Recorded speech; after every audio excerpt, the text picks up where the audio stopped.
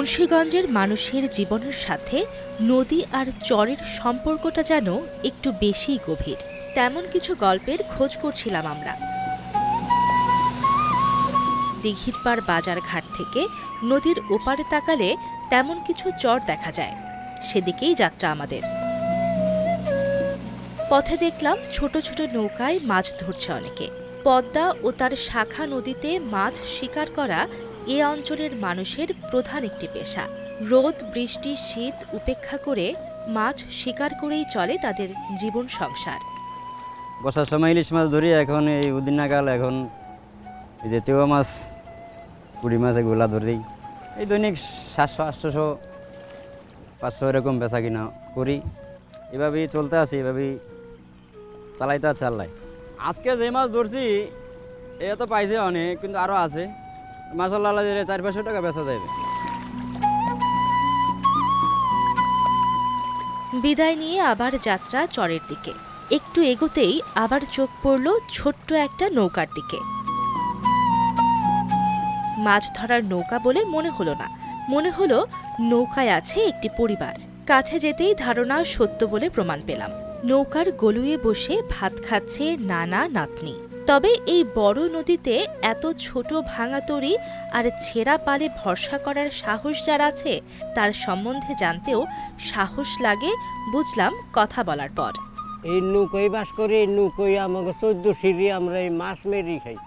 সারাদিন এই যে বর্ষি ফালাতে, বর্ষি ফালাইয়া আবার দাম দিঘির পার যদি কটা পাই তো ওই বেচা বেচা খাই। পাই 150-200 এই তোর মাছও পাই না। এই লেগে যে খালি ভাত খাইতে আছি, কী করুন? আমি খাইতে পারি কিন্তু নাতিনি খাইতে পারি।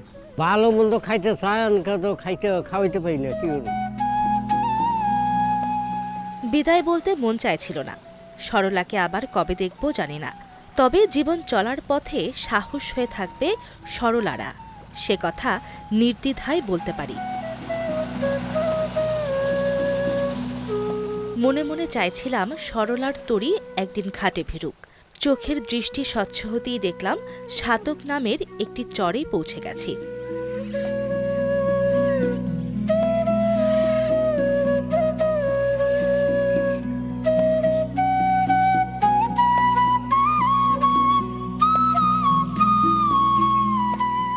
চরের মাঝে বয়ে যাওয়া খাল ধরে ঘাটে নেমে সামনে এগোতেই দেখা হলো মিতু আর তার দলবলের সাথে। দুরন্ত শৈশবকাল পার করতে থাকা মিতু পড়ে 4র্থ শ্রেণীতে। অলস দুপুরে গৃহপালিত প্রাণীগুলির খাবারের খোঁজ খবর নেয়ার সাথে সাথে মাথায় ভুনভুনিয়ে ফল ফাটানোর ঠুসঠুস শব্দগুলোও যেন গ্রামের শৈশবকে মনে করিয়ে দিচ্ছিল।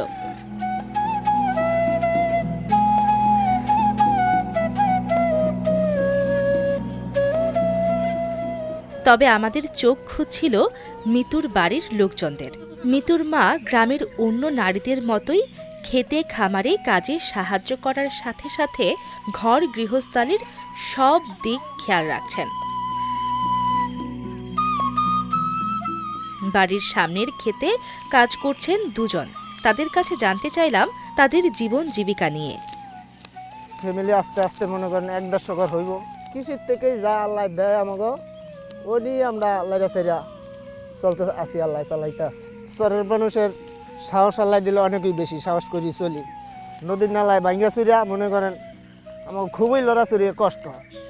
এর নিয়ে মাথার করে মনে করেন ঝড় বৃষ্টি পার করি, বাচ্চা গয়ের বৃত্তির মাঝে মাঝে লেখাপড়া করাই, আবার এ নিয়েই চলতে আসি। চরে টেলিভিশন নেই, তাই টেলিভিশন দেখা হয় না তাদের, কিন্তু দেখতে চান জানতে চান জীবনকে। আমাদের এখনও মানে চরে নতুন তো কারেন্ট আসে নাই, তো ওই যে আমরা সোলার চালাই।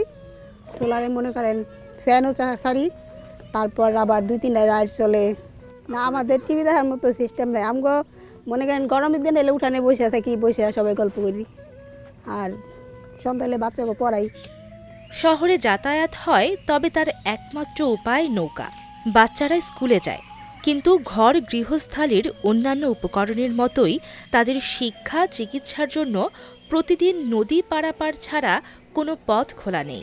ঋতুভেদে সে পথ জীবনের লম্বা পথ পাড়ি দেওয়ার গল্পের মতোই অনিশ্চিত হয়ে ওঠে। আমরা আগে আসছিলাম ওই শৈশবন চরে, ওইটা ভাঙার পর আমরা কি এই চরে আইছি। এই চরে আবার বাংলে আবার যদি ওই চর জাগে তাহলে তবে ওই চরে যাইতেব। এই চর বাংলা ওই চরে যাই, ওই চর বাংলা আবার এই চরে আসি, এই আমাদের জীবন।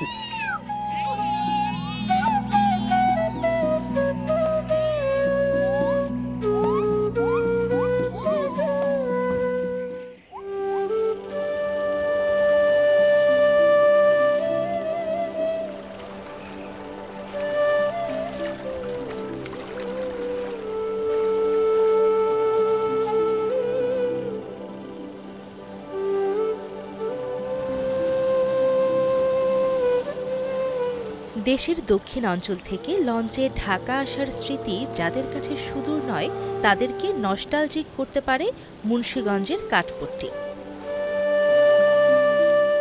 এই ঘাটের মাধ্যমেই দেশের দক্ষিণাঞ্চল থেকে আসা লঞ্চ যাত্রীদেরকে সুপ্রভাত বলতো মুন্সিগঞ্জ।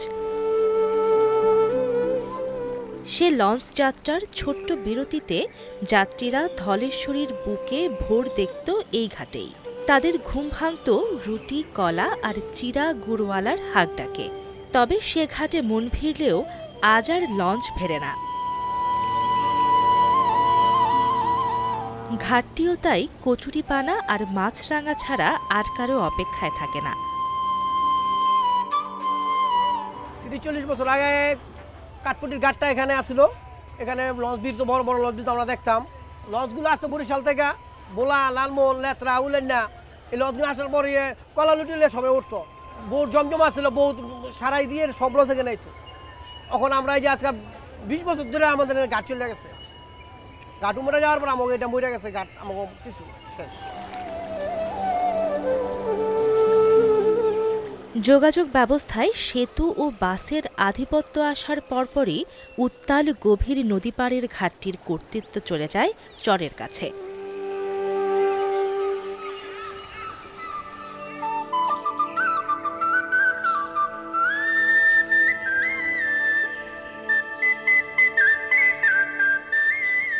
কৃষির জন্য মুন্সিগঞ্জের সুনাম রয়েছে। এ অঞ্চলে বিস্তীর্ণ মাঠ জুড়ে আলু, বাঁধাকপি, ফুলকপি, টমেটো সহ বিভিন্ন সবজির চাষ হয়। মুন্সিগঞ্জের আলু ও সবজি সারা দেশের চাহিদা মেটাচ্ছে। ফলে গত 5 বছরে হেক্টর প্রতি উৎপাদন বেড়েছে 4 মেট্রিক টন। সারা দেশের উৎপাদিত আলুর 1/5 এই অঞ্চলেই উৎপাদন হয়। মুন্সিগঞ্জের যুগিনীঘাট চরে আলু খেতে গিয়ে দেখা গেল আলু প্রায় তোলার সময় হয়ে এসেছে। মানে সারা মুন্সিগঞ্জ জুড়েই আলু চাষটা হয়। মূলত ব্যবসাটার মূল ঘাঁটি থেকে মুক্তারপুর। মানে কার্তিক মাসের থেকে ফলন শুরু হয়। আলু চাষ যেটা আপনার 3 মাসের খেতি, 90 দিন 100 দিনের খেতি।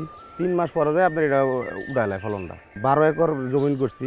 12 একরের মধ্যে আপনার দেখা গেছে 50 কেজির বস্তায় 1800-2000 বস্তা পাবো যদি আল্লাহ দেয়। বীজটা যদি পচা যায় কোনো ক্ষেত্রে বৃষ্টিপাত হলে তো লসের মুখ দেখতে হয় আর কি।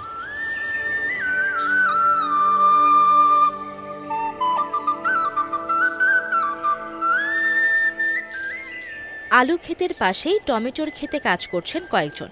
ক্ষেত থেকে টমেটো তোলা প্রায় শেষ, এবারে বাজারে নেয়ার অপেক্ষা।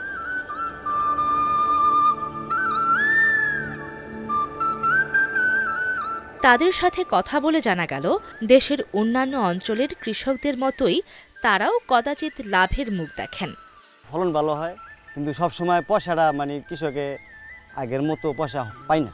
এই টমেটোর শুরুতেই আপনার 100 টাকা 80 টাকা কেজি আমরা বিক্রি করি। 80 টাকাও না, মানে 60 টাকাও না, 8 টাকাও না, মানে এরকম একটা বাজার করে দিব 25, 30, 50 এরকমই থাকলে যে কৃষক আগ্রহী থাকবো যে কৃষকের কাজ করার জন্য লাভবান হতে পারবো। লাভবান হলে আমরা সংসার ভালো চলতে পারবো, পরিবার নিয়ে ভালো থাকতে পারবো।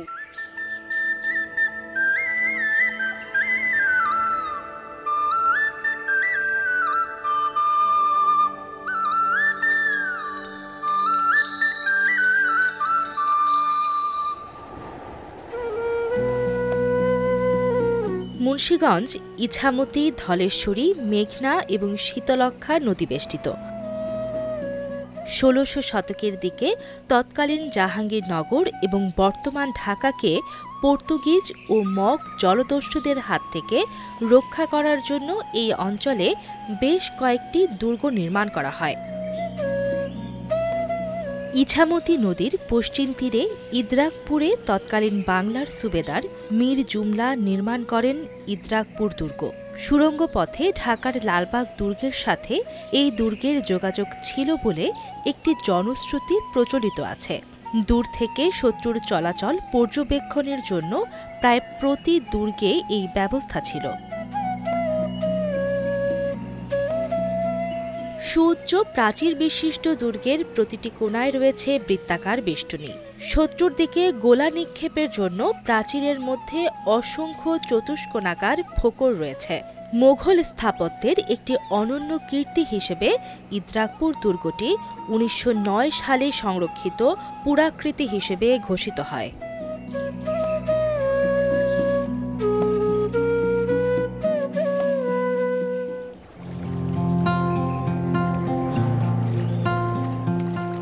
আব্দুল আলিমের গানে পদ্মা নদীকে সর্বনাশা বলা হলেও এ অঞ্চলের মানুষের জীবন জীবিকা পদ্মার বুকেই। এখানে পদ্মা যেমন নেয় তেমনি দেয়ও উজাড় করে। পদ্মা নদী ঘেঁষে গড়ে ওঠা লৌহজং উপজেলার ঘোড়দৌড় বাজার। চরের মানুষের ব্যবসা বাণিজ্য এ বাজার ঘিরেই। দূর থেকে আসা ট্রলারে চোখ রাখতেই চোখ আটকে গেল সোনালি কিছু একটার ওপর। সেখানে গৃহস্থদের হাতে হাতে পিতলের কলস ভর্তি দুধ।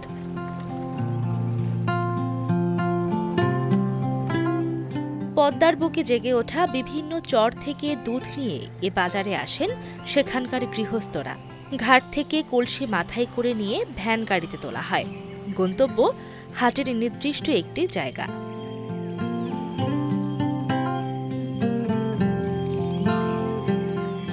ব্যতিক্রমী এই দুধের বাজারের ইতিহাস প্রায় ৬০ বছরের। প্রতিদিন সকাল ১১টা থেকে দুপুর ১টা পর্যন্ত ডাকের মাধ্যমে কেনা বেচা চলে এই বাজারে। স্থানীয় মিষ্টি ব্যবসায়ী ও দুধের পাইকাররা এ বাজারের প্রধান ক্রেতা।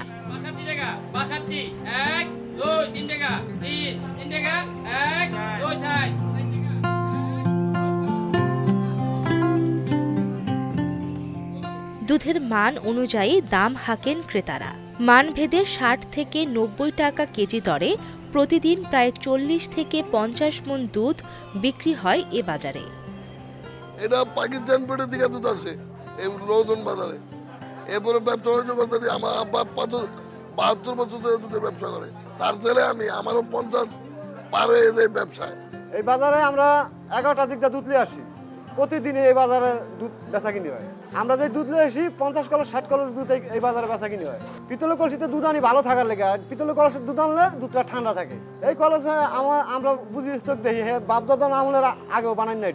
দুধের দাম বাজার বুঝা ৭০ টাকা পাই, ৬০ টাকা পাই, আবার ৮০ টাকা পাই, ৯০ টাকা পাই। আমি প্রতিদিন এভারেজে ১০-১২ কলস দুধ কিনি। এই দুধ থেকে মিষ্টি, টক দই, মেওয়া মালা এগুলি তৈরি। এই বাজারে ৬০-৬৫ কলস দুধ আছে। এটা দামটা নির্ভর করে যখন অকেশন থাকে, যেমন রমজানের ঈদ, কোরবানির ঈদ, তারপর বিয়ের তারিখ, তখন দামটা বেশি থাকে।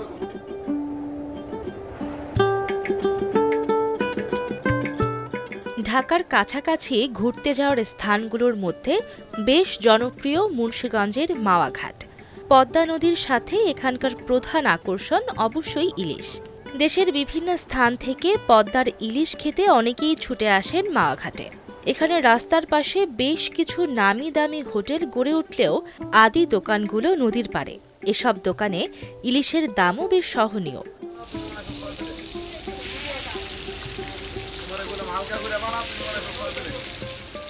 দল বেঁধে পরিবার বন্ধুদের নিয়ে ঘুরতে আসা অনেকেই নদীর পাড়ে বসে ইলিশ ভোজনের স্বাদ নিতে চান বলে এ দোকানগুলো বেছে নেন।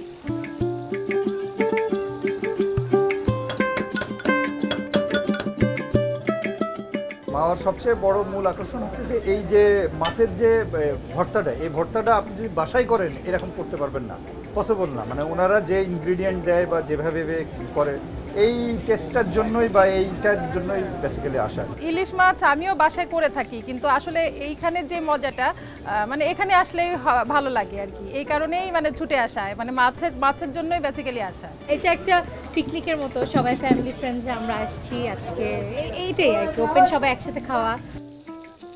হোটেল মালিকরা জানালেন ছুটির দিনগুলো তাদের কাছে উৎসবের মতো। এ সময়েই পর্যটকদের বেশ ভিড় থাকে ঘাটে। এই জায়গাতে মূলত এখন আমাদের এই ইলিশের জন্যই জমায় রাখছে, ঘাট তো এখন নাই আগের মতো। যদি পদ্মার ইলিশ নেয় তো এক একজনের মনে করেন 350 থেকে 400 টাকা পড়ে যায়, আর যদি পদ্মার ছাড়া নেয় অন্য অন্য জায়গার মাছ নিলে একটু কম পড়ে। আপনি 150 টাকা রেটেও খাইতে পারবেন, আবার 350 টাকা রেটেও খাইতে পারবেন। ভোজন শেষে রূপালী জলের ঝিকিমিকি দেখতে দেখতে পাড় ধরে একটু হেঁটে বেড়ান কেউ কেউ। কেউ আবার ট্রলারে নদীতে ঘুরতে পছন্দ করেন। তবে নিরিবিলি চরে নেমে একটু হেঁটে আসলেই আপনি নৈসর্গিক অনুভূতি পাবেন। কোলাহলমুক্ত পরিবেশ আপনাকে আচ্ছন্ন করে রাখবে। নৌকায় ঘুরে দেখতে পারবেন পদ্মার বুকে সূর্যাস্তের দৃশ্য। প্রকৃতি, ঐতিহ্য আর বাণিজ্যের কেন্দ্র মুন্সিগঞ্জের গল্প শেষ হচ্ছে আজ। তবে নয়নাভিরাম বাংলাদেশের অন্য কোনো জেলার গল্প থাকবে আগামীর পোস্টকার্ডে।